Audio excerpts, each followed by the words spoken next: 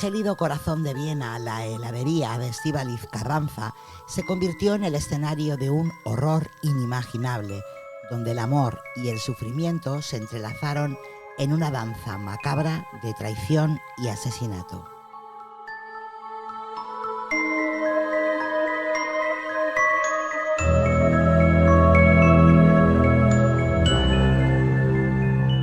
Al descuartizar a sus dos parejas, Estíbaliz no solo dejó un rastro de sangre, sino que también reveló la oscuridad que habita en el alma humana, transformándose de víctima a verdugo en un ciclo de venganza desgarrador.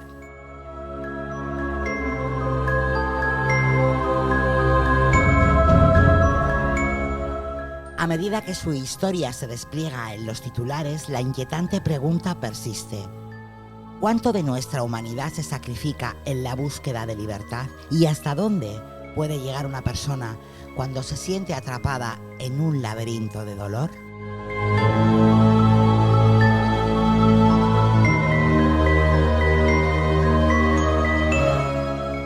Hoy, en Los Sábados Mando Yo, la Dama de Hielo.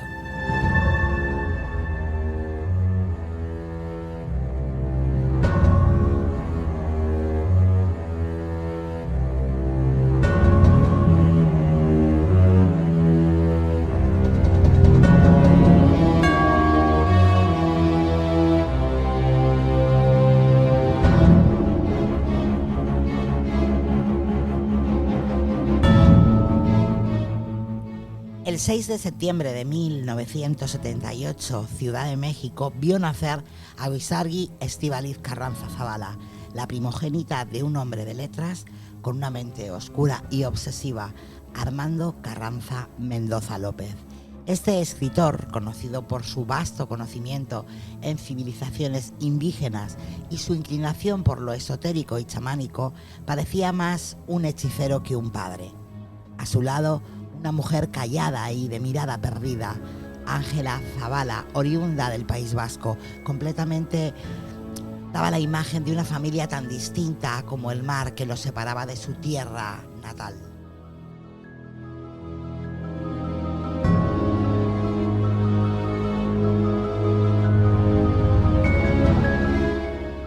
Cuando la pequeña Estíbaliz cumplió 5 años, el destino la llevó lejos de los vibrantes y caóticos colores de México hasta las calles grises de Barcelona.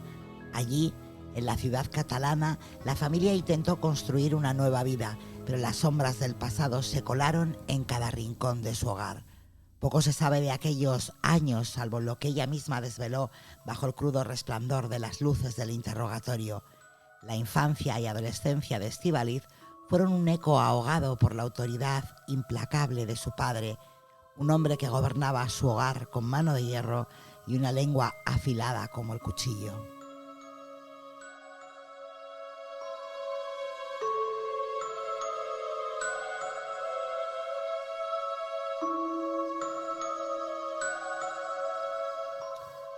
Ni siquiera se nos permitía existir, confesó con una voz tan fría como las cuchillas que en su mente había acariciado con fantasías homicidas desde que tenía memoria. Para Estíbaliz, la infancia fue una jaula invisible donde la única escapatoria era imaginar el silencio definitivo que podría imponerle a su tirano. Los días de su juventud pasaron sin sobresaltos, sin alegría, apenas trazados en las páginas de su vida como una narrativa interrumpida.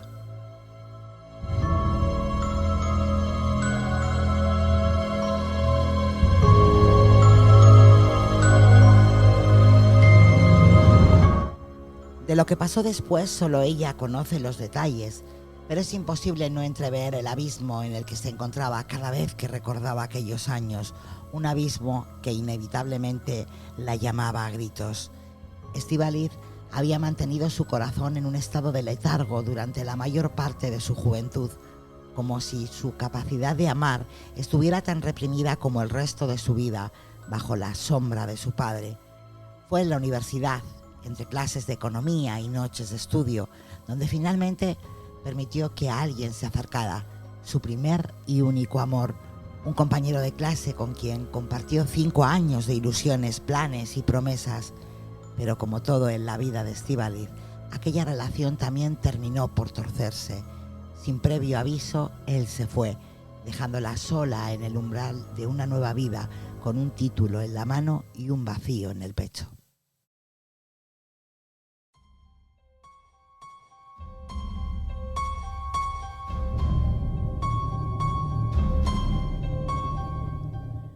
La ruptura fue como una bofetada que la despertó de un sueño. La desazón se instaló en su alma y con ella la necesidad de escapar.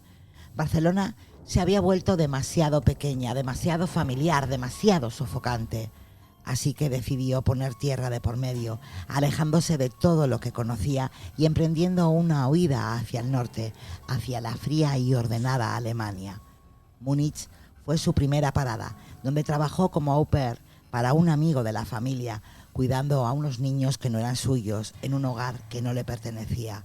Allí, entre los muros de aquella casa desconocida, aprendió a hablar un nuevo idioma y a construir una nueva versión de sí misma, una Estíbaliz que pretendía dejar atrás las cicatrices de su pasado.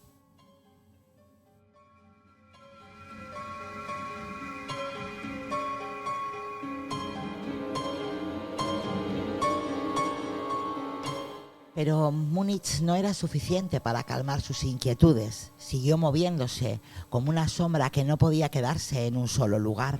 De Baviera a Nuremberg, un camino marcado por trabajos efímeros y la sensación constante de que estaba huyendo de algo, quizás de ella misma. Fue en Nuremberg donde encontró trabajo en una heladería, un lugar donde las sonrisas eran tan frías y dulces como el helado que servía. Allí, entre la indiferencia de los clientes y la monotonía de sus días, Estíbaliz siguió sumando silencios y secretos, manteniendo bajo llave un corazón que había aprendido a no confiar ni en el amor ni en la felicidad.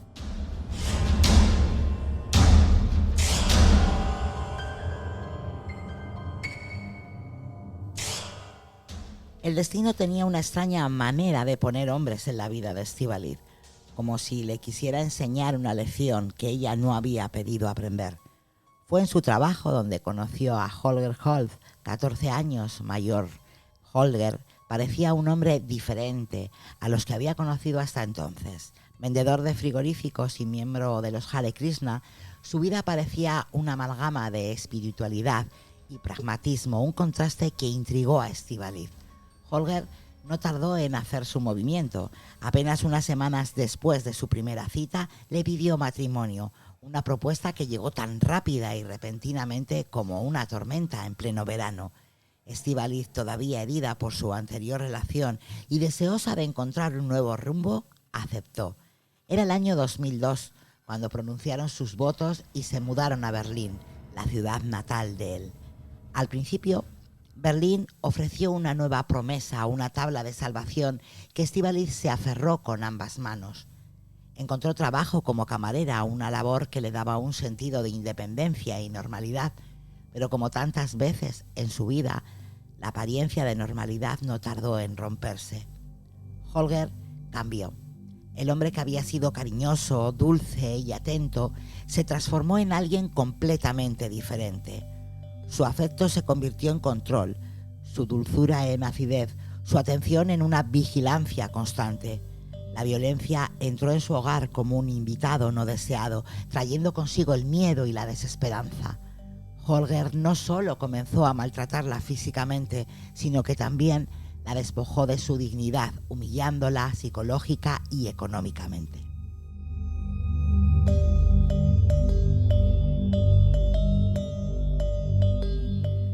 Estíbaliz había caído en una trampa. La jaula invisible de su niñez había sido reemplazada por una más tangible, construida con el acero de los puños de Holger y las cadenas de su crueldad. Los días en Berlín se convirtieron en una sucesión de noches interminables, donde cada amanecer traía consigo la misma pregunta: ¿cuánto más podría soportar?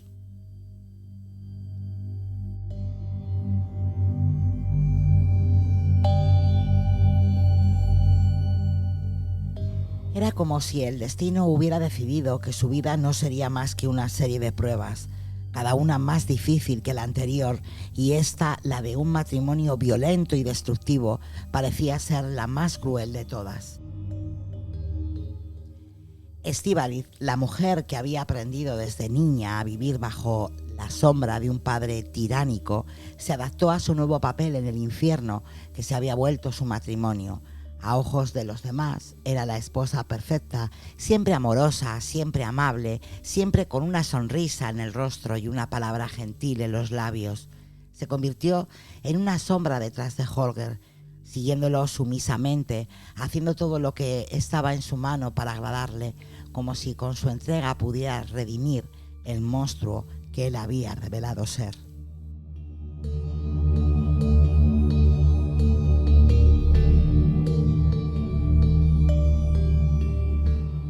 Pero la máscara de sumisión que mostraba al mundo no podía ocultar el dolor que se acumulaba dentro de ella. Cada palabra hiriente, cada golpe, cada acto de crueldad de Holger se convertía en una astilla clavada en su corazón.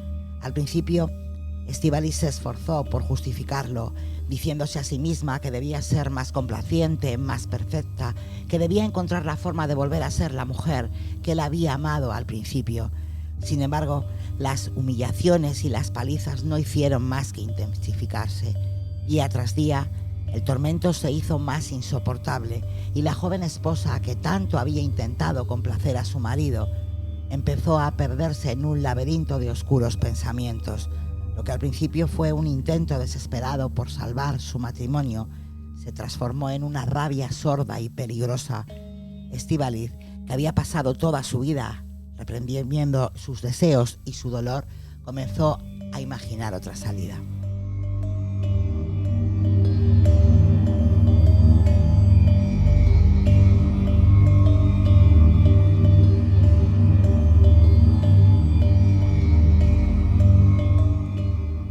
Las fantasías de venganza se deslizaron en su mente como serpientes silenciosas pero venenosas. En las noches, cuando las cicatrices del día aún ardían en su piel, se permitía soñar con un mundo en el que ya no tendría que temer la mirada de Holger, donde su voz no se alzaría para gritarle ni sus manos se alzarían para golpearla. Era un sueño perturbador que ella misma intentaba sofocar con la misma sumisión que mostraba hacia él, pero que cada día se hacía más intenso, más difícil de ignorar. Estíbaliz, que había pasado su vida soñando con un silencio definitivo para su padre, comenzó a concebir la posibilidad de imponerlo también en su matrimonio. Las fantasías, al principio vagas y nebulosas, comenzaron a tomar forma, a hacerse más concretas, más posibles.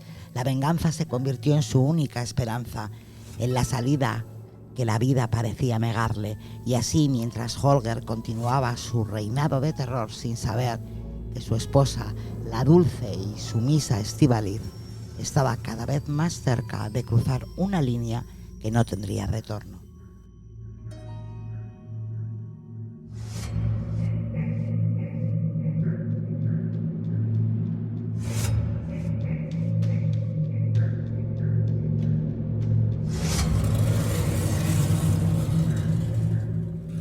La vendetta de Estíbaliz no se desataría de inmediato, se cocinó a fuego lento, aguardando el momento adecuado para surgir de las sombras.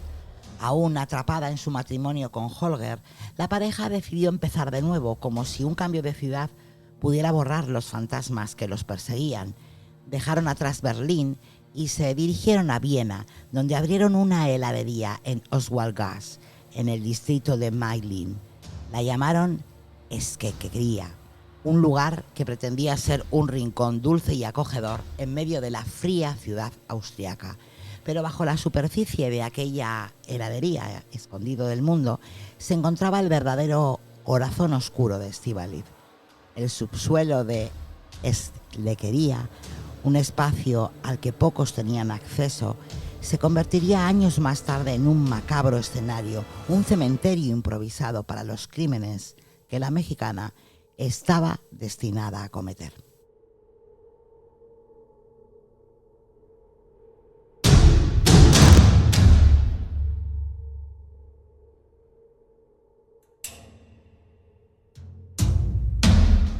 Durante esos años, Estíbaliz siguió interpretando su papel, soportando a Holger mientras su mente trabajaba en secreto. Aparentemente, nada había cambiado entre ellos, pero la realidad era que la relación estaba ya irremediablemente rota. Finalmente el divorcio llegó, pero no fue una liberación para ella. Lo que Holger nunca supo fue que su exmujer seguía arrastrando las cadenas del rencor y el dolor que él había forjado. La oscuridad de Estíbaliz, cultivada durante años de abusos y humillaciones, se alimentó de ese resentimiento y cuando finalmente decidió actuar, lo hizo con una frialdad que no dejaba lugar a la piedad. A partir del 2008, el sótano de la heladería se transformó en un tenebroso mausoleo donde los secretos de Estíbaliz quedarían enterrados pero no olvidados. En aquellos pasillos subterráneos, el dulce aroma del helado se mezclaba con algo mucho más perturbador, una presencia siniestra que nadie en el distrito de Mailin hubiera imaginado. Lo que comenzó como una fantasía de venganza en su mente se materializó en un ciclo de muerte, con Estíbaliz convirtiéndose en la ejecutora de una justicia que ella misma había concedido, una justicia oscura y retorcida que se alimentaba de la desesperación y del odio que había acumulado durante años.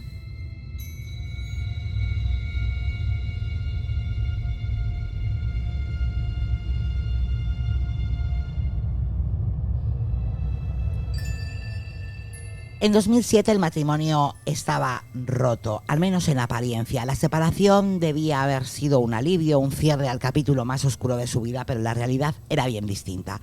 A pesar de haber roto sus lazos legales, una deuda económica considerable mantenía a Estíbaliz encadenada a su exmarido.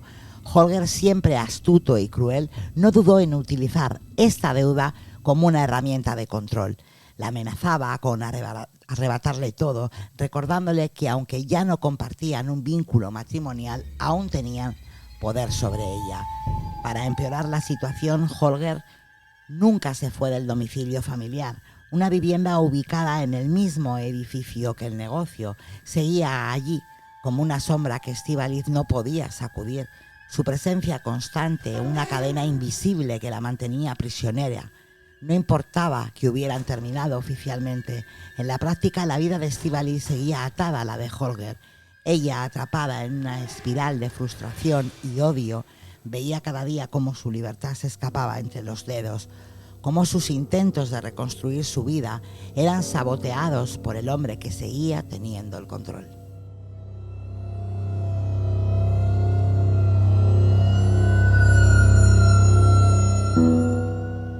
Pero el 27 de abril del 2008 esa tensión acumulada alcanzó su punto de quiebre. Estíbaliz, cansada de vivir bajo la sombra de Holger, de soportar sus amenazas y chantajes, decidió que ya había soportado suficiente.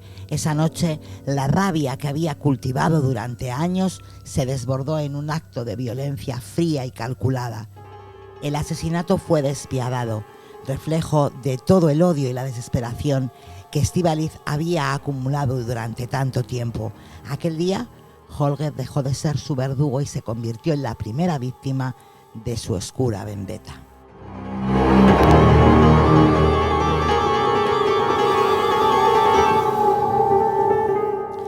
En el suelo de su negocio, la heladería que había sido testigo silencioso de su sufrimiento, Estíbaliz puso fin a la vida de su exmarido, iniciando así un capítulo aún más siniestro en su historia. Con aquel acto, la dulce fachada que había mostrado al mundo se desmoronó, revelando el abismo que se había abierto en su interior.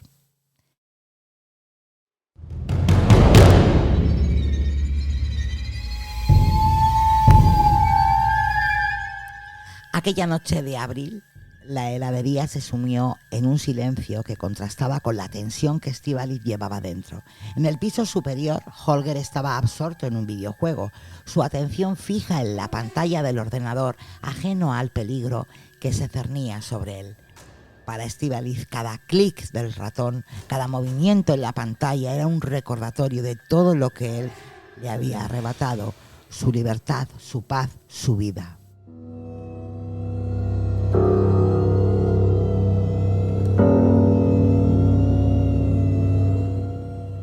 Con Con una decisión que llevaba gestándose durante meses, quizás años, Estíbaliz se acercó a su exmarido por la espalda. En sus manos, una pistola Beretta fría y pesada, el instrumento que pondría fin a su tormento. Sin titubear apretó el gatillo. Fueron 3 disparos precisos y letales, 2 en la nuca, que silenciaron cualquier grito o súplica que pudiera haber pronunciado, y 1 en la sien, que apagó para siempre la vida de Holger. No hubo tiempo para que él reaccionara a ninguna posibilidad de defensa. Su vida fue arrebatada en un instante, en la misma silla donde había pasado tantas horas. Estaba absolutamente indefenso, declaró Estíbaliz durante el juicio, con una frialdad que estremeció a todos los presentes. Pensé que nunca recuperaría mi vida, confesó, intentando explicar lo inexplicable, pero las palabras apenas podían encapsular el horror de lo que había hecho. Tras los disparos, el silencio que siguió fue ensordecedor. Estíbaliz se quedó allí, contemplando el cadáver de Holger, aún sentado frente a la pantalla del ordenador, como si la vida pudiera reanudarse en cualquier momento. Pero no fue así. La realidad se impuso con una claridad aterradora. Durante varios días, el cuerpo sin vida de su exmarido permaneció en la silla, una macabra presencia que Estíbaliz no sabía cómo manejar. El olor comenzó a llenar el aire. La evidencia de su crimen se volvía imposible de ignorar, pero la solución no era obvia ni fácil.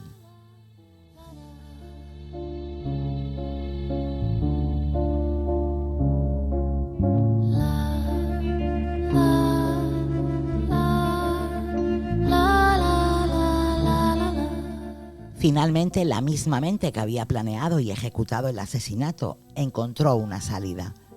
Lo que vino después fue un acto aún más frío y calculado. La eliminación del cuerpo, un intento desesperado por enterrar no solo los restos de Holger, sino también las consecuencias de su acto. Estíbaliz había cruzado un límite del que no había retorno y con cada decisión que tomaba se adentraba más en un abismo del que no podría escapar. La muerte de Holger fue solo el comienzo de una espiral descendente en la que Estíbaliz se sumergió, luchando por ocultar las huellas de su crimen.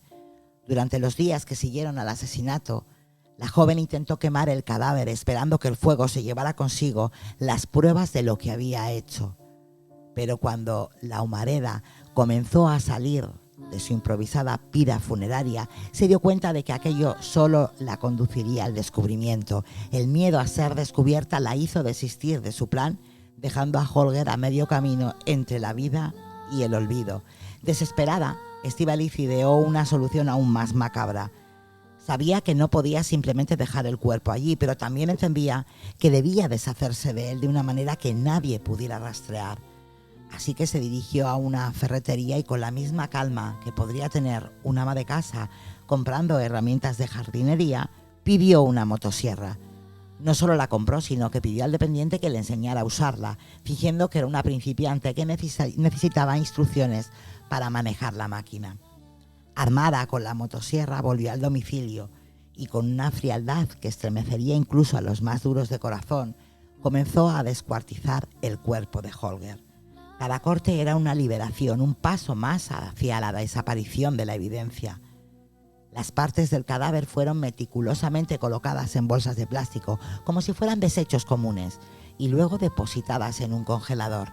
A simple vista era una solución eficaz, pero el tiempo no estaba de su lado. Con su traslado a otra vivienda planeado para el otoño de ese mismo año, Estíbaliz se dio cuenta de que no podía simplemente dejar el congelador atrás.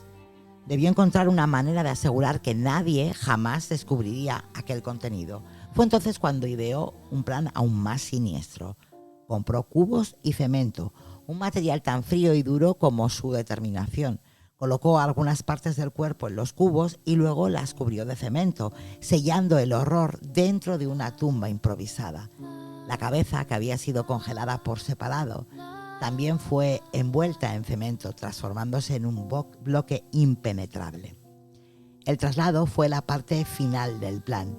Con la ayuda de 2 conocidos que no tenían ni idea del paso real de lo que estaban cargando, llevó los cubos de cemento y el congelador al sótano de la heladería.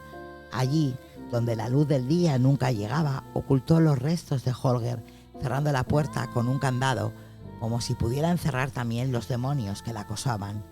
La heladería, con su dulce fachada, se convirtió en una tumba secreta, un lugar donde los pecados de Estíbaliz quedaron enterrados, pero no olvidados.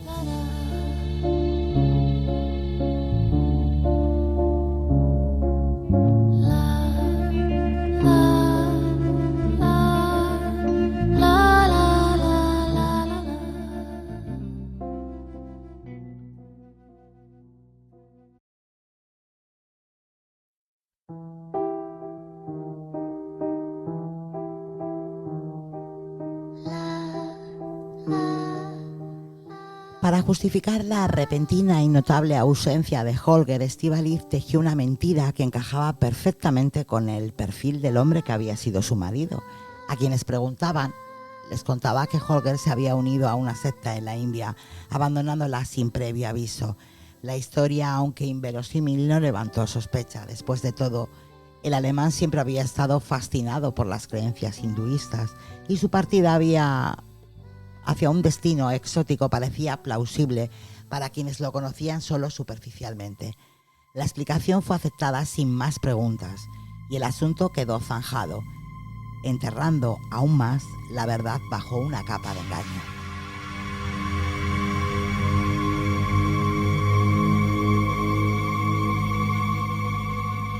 Mientras el cuerpo de Holger descansaba bajo el suelo de la heladería, Estíbaliz continuaba con su vida, buscando consuelo y redención en una nueva relación.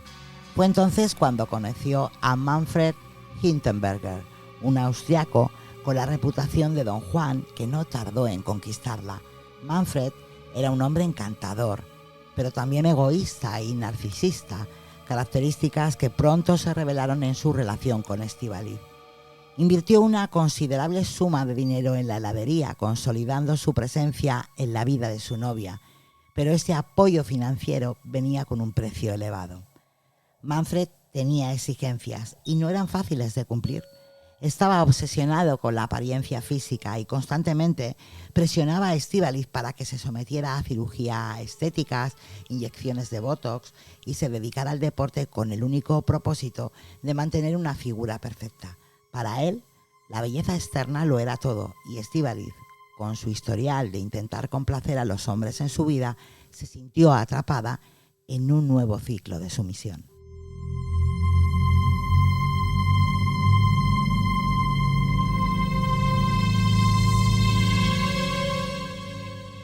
La relación con Manfred no era más que una continuación del tormento que había sufrido con Holger, pero ahora disfrazado de glamour y aparente cuidado.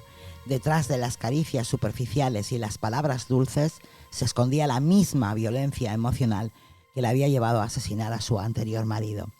Manfred, aunque infiel y exigente, era otra cadena que la ataba, y Estíbaliz una vez más se encontró sacrificando su propia identidad para cumplir con las expectativas de un hombre que nunca estaría satisfecho.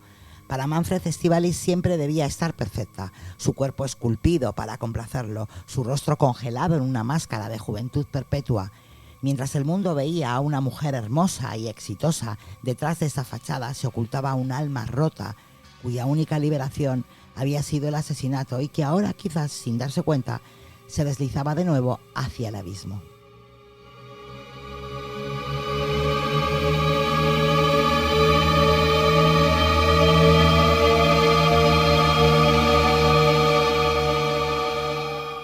La relación con Manfred, que al principio parecía una nueva oportunidad, pronto se convirtió en otra prisión para Estíbaliz. A la presión constante por mantener una apariencia física impecable se sumó la negativa tajante de Manfred a ser padre, algo que Estíbaliz deseaba con desesperación. El rechazo de este a formar una familia era como un golpe a su última esperanza de encontrar un propósito, de construir una vida más allá de la sombra de su pasado. Cada vez que intentaba hablar de tener hijos, él lo desestimaba, dejando a Estíbaliz atrapada en una relación que la hacía sentir más sofocada y atrapada con cada día que pasaba. Es como tener una bolsa de plástico en la cabeza, describió Estíbaliz años más tarde. Solo tienes que salir de ella en ese momento, solo tienes que salir. Sus palabras revelaban el tormento silencioso que la consumía, la desesperación por escapar de una vida que no le daba respiro, y así en su mente comenzó a tomar forma una solución, una salida que ya había explorado antes. Con la frialdad que viene de la experiencia, Estíbaliz decidió que debía deshacerse de Manfred de la misma manera que había hecho con Holger. Sin embargo, esta vez no cometería los mismos errores. Había aprendido de su primer asesinato y ahora estaba decidida a perfeccionar su técnica.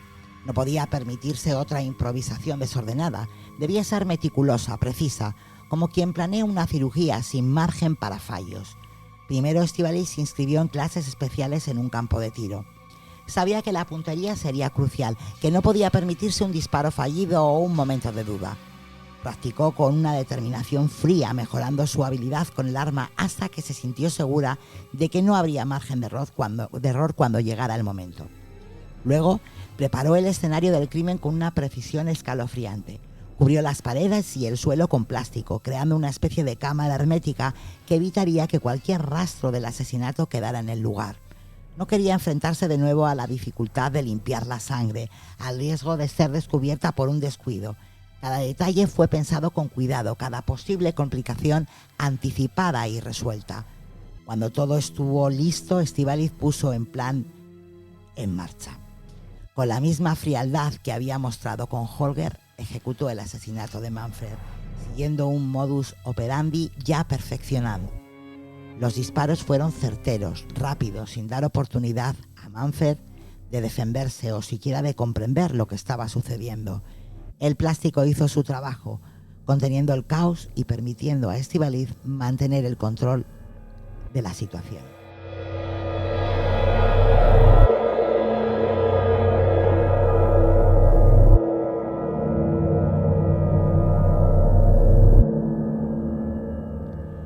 Esta vez no habría errores, no habría cuerpos sin tratar durante días ni intentos fallidos de deshacerse de las pruebas. Estíbaliz había aprendido de sus errores y los había corregido, dejando atrás una escena del crimen limpia, sin huellas que pudieran llevar hasta ella. Pero aunque los detalles físicos hubieran sido eliminados, la oscuridad que la impulsaba no se podía borrar tan fácilmente. Con cada paso que daba, Estíbaliz se hundía más en el abismo que ella misma había creado, dejando tras de sí una historia de muerte y desesperación que eventualmente saldría a la luz. La noche del 21 al 22 de noviembre del 2010 marcó el momento decisivo en la oscura trayectoria de Estíbaliz Carranza. Había pasado tiempo planificando cada detalle de su segundo asesinato y el momento de actuar finalmente había llegado.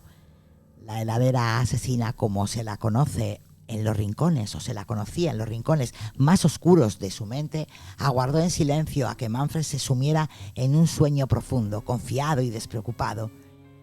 Era un momento cargado de tensión, una mezcla de adrenalina y determinación que la mantenía alerta. Con el corazón latiendo con fuerza, Estíbaliz se acercó a él. Sintiendo el frío de la pistola en sus manos, sin titubeos, descerrajó 4 tiros en la nuca de Manfred, cada uno de ellos un disparo de liberación, un paso más hacia la oscuridad que había decidido abrazar. El eco de los disparos resonó en la habitación, pero a esa hora de la noche, en el corazón de su heladería, nadie podría escuchar. Después de asegurarse de que Manfred ya no respiraba, Estíbaliz se dispuso a realizar lo que había planeado. Armándose nuevamente con la motosierra, se dedicó a descuartizar el cuerpo de su amante. El ruido de la máquina rompió el silencio de la noche, pero estaba tan absorta en su tarea que casi lo ignoró, sumida en un trance de frialdad y eficiencia. Cada corte era preciso, cada parte del cuerpo se convertía en un trozo más que se podría ocultar en el olvido. Una vez que finalizó, empaquetó cuidadosamente las partes del cuerpo en bolsas y las trasladó al sótano de la heladería, donde ya reposaban los restos de su exmarido. Allí, en la oscuridad, cementó las partes de Manfred junto a las de Holger, uniendo en un macabro acto los fragmentos de sus dos pasados. La heladería, que alguna vez había sido un lugar de dulzura y alegría, se había transformado en un cementerio clandestino, un escondite para sus crímenes.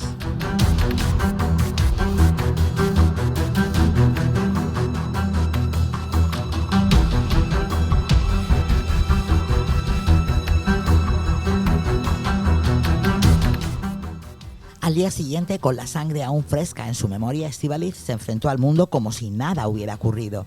Para justificar la ausencia de Manfred, comenzó a difundir rumores de que se había marchado a Tailandia escapando de la vida que llevaban juntos. Nadie cuestionó su relato. Manfred siempre había sido un espíritu libre, alguien que podía desvanecerse en cualquier momento. Con cada mentira que tejía, Estíbaliz se adentraba más en un laberinto de engaños, intentando mantener las apariencias mientras las sombras de su pasado se acumulaban a sus pies.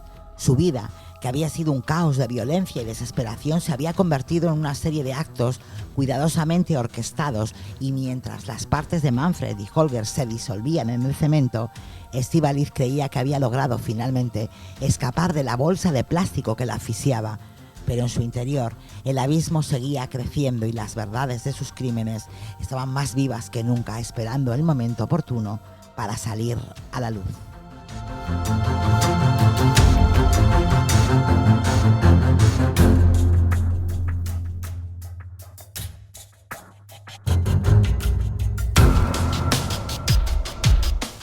Mientras la vida de Estíbaliz Carranza se deslizaba entre las sombras de su heladería, el caos que había creado se ocultaba tras una fachada de normalidad. Se adentró en una nueva relación sentimental con un hombre llamado Roland, con quien encontró un breve respiro de esperanza. Sin embargo, el destino tenía planes crueles. Unas semanas antes de su detención se enteró de que estaba embarazada. La noticia debió haberle traído alegría, pero en su corazón solo generó una profunda ansiedad, un nuevo motivo para temer las repercusiones de su pasado. La calma aparente se rompió el 6 de junio del 2011, cuando una cañería rota en el edificio de al lado llevó a los fontaneros a investigar las entrañas del edificio. Fue un momento banal, cotidiano, que se tornó en el detonante de su caída. Mientras los operarios trabajaban en las reparaciones, sus herramientas golpearon el suelo. El ruido de la fontanería resonó por los pasillos y, sin que ella lo supiera, su secreto estaba a punto de salir a la luz. La noticia de que 3 congeladores estaban rellenos de hormigón, conteniendo trozos de cadáveres bajo la heladería, se esparció como un reguero de pólvora. Estíbaliz, al enterarse del inminente escándalo, sintió que el mundo se desmoronaba a su alrededor. Fue entonces cuando, en un impulso desesperado, vació su cuenta bancaria y ahorros y una última medida para asegurarse un escape. Con su pasaporte en mano se dirigió al aeropuerto, deseando escapar a París, donde podría perderse en la multitud y empezar de nuevo. Pero el miedo la consumía. A medida que se acercaba a su destino, la realidad de su situación se apoderó de ella. Los ecos de su crimen resonaban en su mente y la posibilidad de ser detenida la obligó a cambiar de rumbo. En un acto de pánico abordó un taxi y ordenó al conductor que la llevara a Italia. Cada kilómetro que avanzaba sentía que el peligro se acercaba y el peso de su pasado la perseguía como un lobo hambriento. En su vida, Estíbaliz llevaba consigo no solo la culpa de sus acciones, sino también la incertidumbre de un futuro que, tras la inminente revelación de sus crímenes, se convertía en un rompecabezas cuyas piezas parecían estar destinadas a no encajar. La heladería, que una vez fue su refugio, se había transformado en la prisión de su propia creación. Mientras el taxi serpenteaba por las carreteras italianas, Estíbaliz no podía escapar de la pregunta que la atormentaba. ¿Podría realmente dejar atrás su vida de mentiras y muerte, o estaba condenada a ser atrapada por su pasado?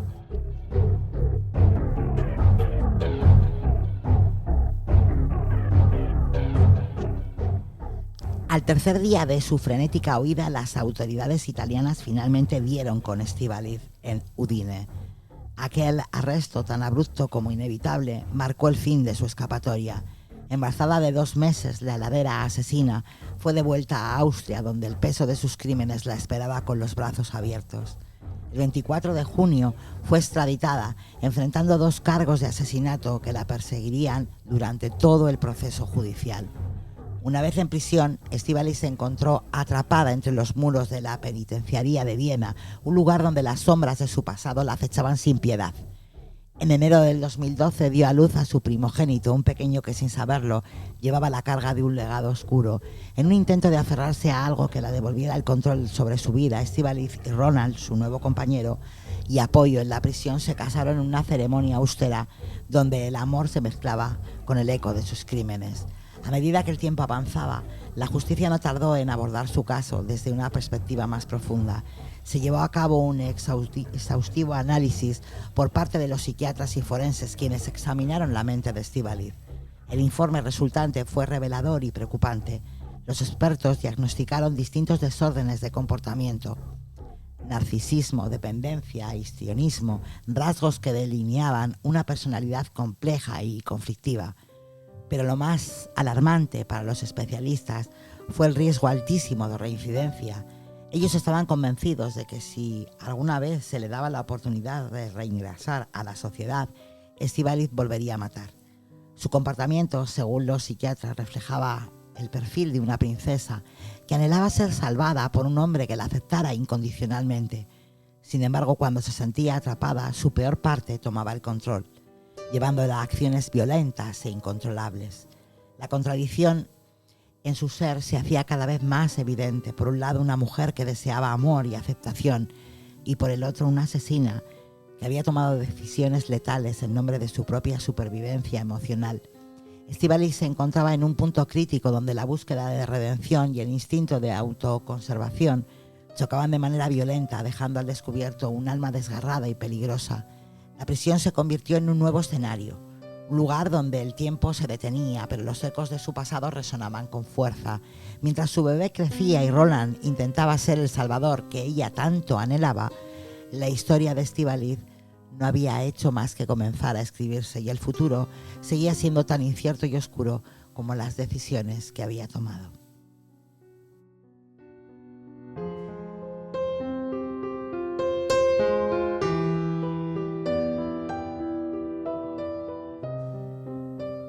La psiquiatra forense Adelheid Kastner se convirtió en la voz que descifró el enigma detrás de la mente de Estíbaliz.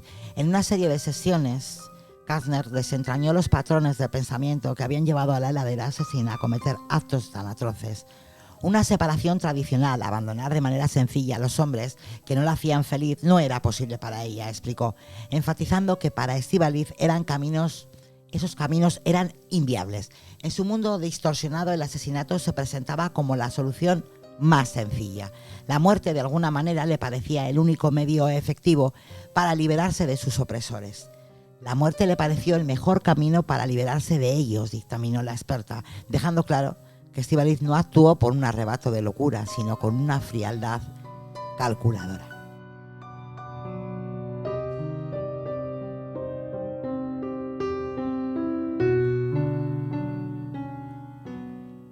Kastner precisó que a pesar de la violencia de sus actos, la acusada no perdió la cabeza.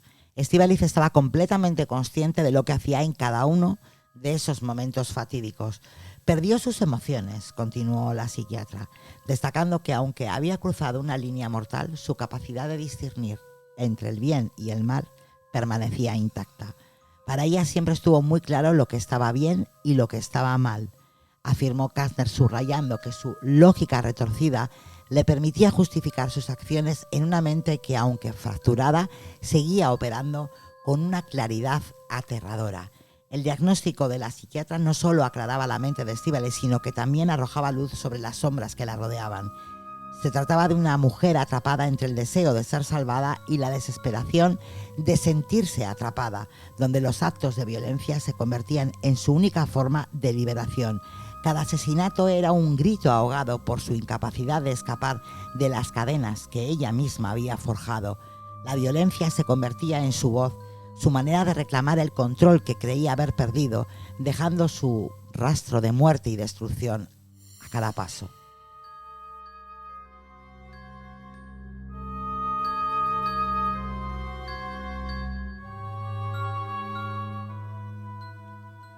El 19 de noviembre del 2012 marcó el inicio de un juicio que capturaría la atención de Austria y más allá. La Dama de Hielo, como los medios apodaron a Estíbaliz Carranza, se convirtió en el centro de un despliegue mediático impresionante. Los periodistas, cámaras y curiosos se agolpaban en los pasillos del tribunal, ansiosos por vislumbrar a la heredera asesina con cara de ángel, acusada de haber asesinado y descuartizado a dos de sus parejas. La imagen contrastante de su dulzura exterior con los horrores de su pasado convirtió el juicio en un espectáculo macabro. Desde el primer momento, la Fiscalía presentó a Estíbaliz como una mujer de frialdad y crueldad únicas. Las palabras de los fiscales resonaban en la sala, descubriéndola como una calculadora y despiadada que había transformado el amor en un veneno mortal. Se argumentó que nunca había mostrado signo alguno de arrepentimiento, una característica que hacía que su perfil psicológico fuera aún más inquietante. La ausencia de remordimiento reforzaba la narrativa de una mujer que había encontrado en la violencia su única forma de liberación, convirtiéndola en un monstruo que se escondía bajo una fachada de belleza.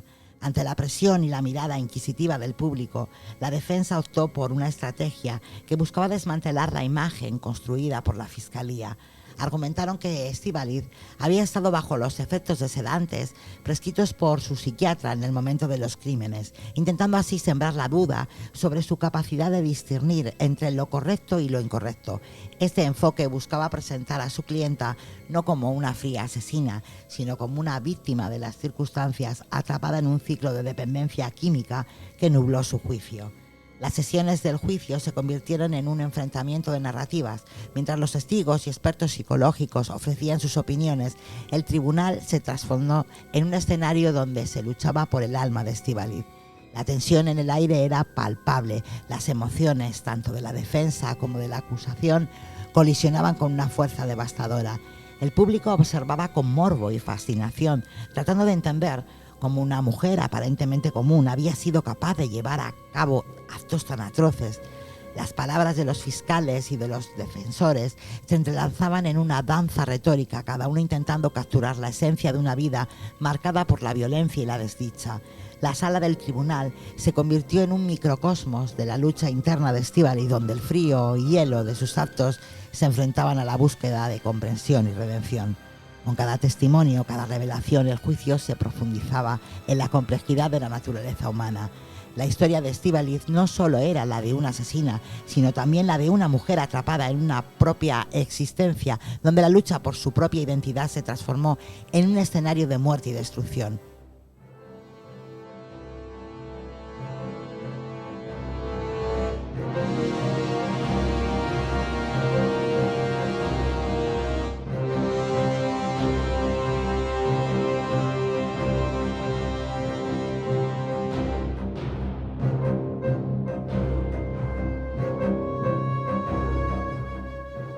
Cuando llegó el turno de palabra de la acusada, el ambiente en la sala cambió. Con la mirada perdida y la voz entrecortada, Estíbaliz balbuceó varias perlas de arrepentimiento entre sollozos. Si rompiera a llorar dirías, ¿qué clase de teatro es este? Es repugnante lo que he hecho. Estoy tratando de recomponerme y asumir la culpa, decía.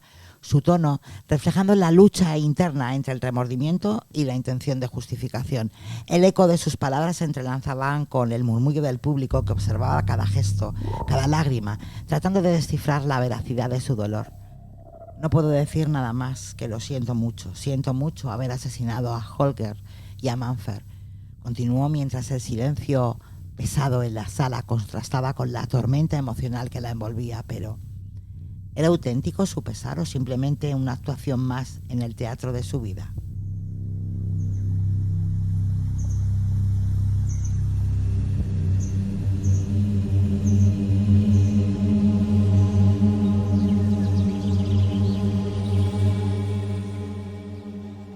El 22 de noviembre del 2012, el jurado tomó la decisión que resonaría en los medios y en la sociedad austriaca. Declaró a Estíbaliz Carranza culpable de los 2 asesinatos perpetrados con alevosía, maldad y de manera aterradora. El ambiente en la sala se tornó sombrío mientras la magistrada leía el veredicto y Estíbaliz, con su rostro impasible, parecía un cuadro de desolación y desafío. Fue condenada a cadena perpetua, a un destino que para muchos era un castigo insuficiente para los horrores que había desatado. Además de la condena, se decretó su internamiento en una institución mental para delincuentes, un lugar que serviría como un doble filo, una prisión para su cuerpo, pero también un refugio para la mente, torturada, que había estado operando en las sombras. La fiscal, Petra Fertz, no dudó en describir a Estíbaliz como peligrosa, mentirosa y perfecta manipuladora, subrayando la naturaleza retorcida de sus acciones. Era evidente que la imagen que había proyectado al público era solo una frágil fachada que ocultaba una profundidad de maldad que pocos podían comprender.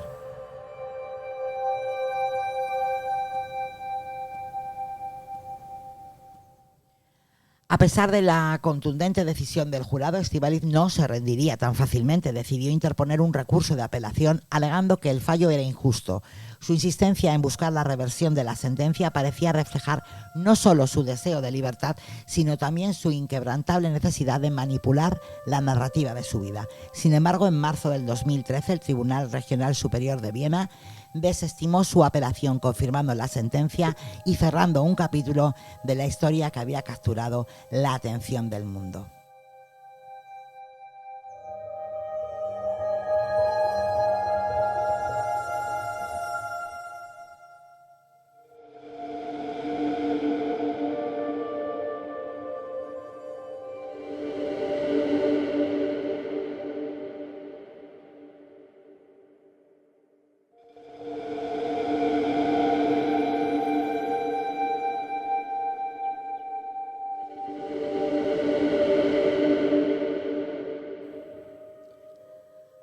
Al cerrar el capítulo de La Dama de Hielo, queda claro que este escalofriante relato no es solo un conjunto de asesinatos, sino una exploración inquietante de la oscuridad que puede habitar en el alma humana. Estíbaliz Carranza, atrapada en un laberinto de abuso y desesperación, no solo exterminó las vidas de sus parejas, también se despojó de su humanidad, convirtiéndose en un monstruo que desmembró no solo cuerpos, sino sueños y esperanza. Su historia nos sumerge en la cruda realidad de cómo el amor puede transformarse en una venganza implacable y cómo la fragilidad emocional puede llevar a actos indescriptibles.